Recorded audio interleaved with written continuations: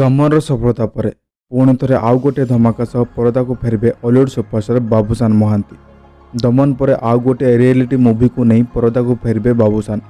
ମାଲ୍ୟଗିରି ବାବୁସାନଙ୍କ ଆଗାମୀ ଚଳଚ୍ଚିତ୍ର, ଯାହାକୁ ବାବୁସାନ ତାଙ୍କ ସୋସିଆଲ ମିଡ଼ିଆ ଆକାଉଣ୍ଟ ମାଧ୍ୟମରେ ପୋଷ୍ଟ କରି ତାଙ୍କ ଫ୍ୟାନ୍ମାନଙ୍କୁ ଖୁସି ଖବର ଦେଇଥିଲେ। ବାବୁସାନ ତାଙ୍କ ସୋସିଆଲ ମିଡ଼ିଆ ଆକାଉଣ୍ଟ ମାଧ୍ୟମରେ ତାଙ୍କ ଆଗାମୀ ଚଳଚ୍ଚିତ୍ରର ନାମ ଆନାଉନ୍ସ କରିବା ସହ ସହ ମୁଭିର ଷ୍ଟାର କାଷ୍ଟଙ୍କ ନାମ ମଧ୍ୟ ଘୋଷଣା କରିଥିଲେ। ମାଲ୍ୟଗିରି ଚଳଚ୍ଚିତ୍ରଟି ଓଡ଼ିଶାର ତୃତୀୟ ସର୍ବୋଚ୍ଚ ପର୍ବତ ମାଲ୍ୟଗିରି ପର୍ବତର କାହାଣୀକୁ ନେଇ ଜଡ଼ିତ।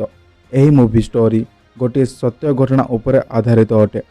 ଏହି ମୁଭିକୁ ଶିଶିର କୁମାର ସାହୁ ଡାଇରେକ୍ଟ କରିଥିବା ବେଳେ ମୁଖ୍ୟ ଭୂମିକାରେ ନଜର ଆସିବେ ଅଲିଉଡ ସୁପରଷ୍ଟାର ବାବୁସାନ ମହାନ୍ତି, ଅମ୍ଳାନ ଦାସ, ଶିବାନୀ ସଙ୍ଗୀତା ଏବଂ ସୁରମୟୀ ମହାପାତ୍ର।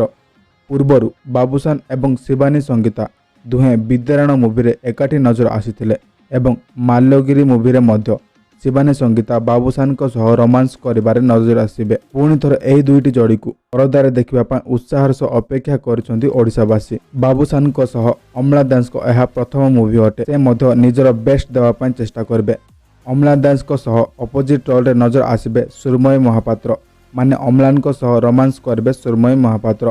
ଦମନ ପରେ ବାବୁସାନଙ୍କ ଆଗାମୀ ଚଳଚ୍ଚିତ୍ରକୁ ଅପେକ୍ଷା କରି ବସିଥିଲେ ବାବୁସାନଙ୍କ ଫ୍ୟାନ୍। ଦମନ ପରି କିଛି ନୂଆ କାହାଣୀ ପରଦାକୁ ଆଣିବେ ବାବୁସାନ, ସେଇଥିପାଇଁ ତାଙ୍କ ଫ୍ୟାନ୍ ମାନେ ଉତ୍ସାହର ସହ ଅପେକ୍ଷା କରିଛନ୍ତି। ମାଲ୍ୟଗିରିର ପୋଷ୍ଟ କରି ବାବୁସାନ ଲେଖିଥିଲେ, ଏହି ଦୁନିଆ ଭାରି ସ୍ୱାର୍ଥପର, ଏହିଠି କେହି ନୁହେଁ କାହାର। ପୋଷ୍ଟରରୁ ଜଣାପଡ଼ୁଛି ମୁଭିଟି କେତେ ଭୟଙ୍କର ହୋଇଥିବ।